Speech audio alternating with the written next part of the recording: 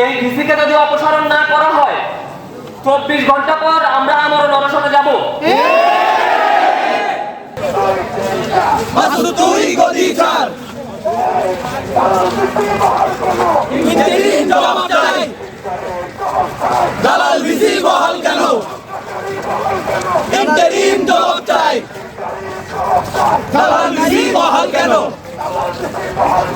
Interim জবাব চাই। Jalal VC বহাল কেন? মাসুদ তুই গদি ছাড়। আমরা দাঁড়িয়েছি এখানে, আমাদের আর কিছু করার নেই। আমরা জুলাই গুলির জন্য দাঁড়িয়ে, গুলির মুখে দাঁড়িয়েছিলাম।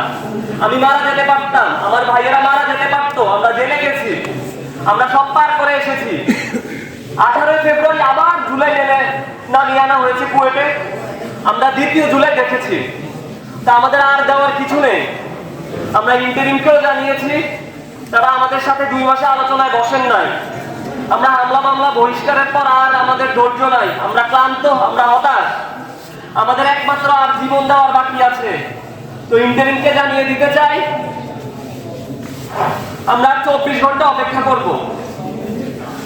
এই ভিসিকে যদি অপসারণ না করা হয় 24 ঘন্টা পর আমরা আমরণ অনশনে যাব। আমাদের জীবন দেওয়া ছাড়া আর কিছু করার নেই। হামলা মামলা বহিষ্কার সব দেওয়া শেষ। আমরা এখন প্রধান উপদেষ্টা, শিক্ষা উপদেষ্টার দিকে তাকিয়ে আছি।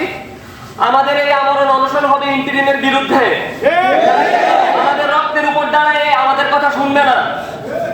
এই ভিসি আমাদের রক্তের উপর দিয়েই এসেছে। তিনি 5ই আগস্টের গণ অভ্যুত্থানের পরে এসেছেন, আমাদের রক্তের জন্যই এসেছেন। তিনি আমাদের রক্ত ঝরিয়েছেন। তো আমরা ইন্টারিমের কাছে দাবি জানাই, 24 ঘন্টার মধ্যে যদি এই ভিসিকে অপসারণ না করা হয়, আমরা কুয়েটের শিক্ষার্থীরা আমরণ অনশনে যাচ্ছি।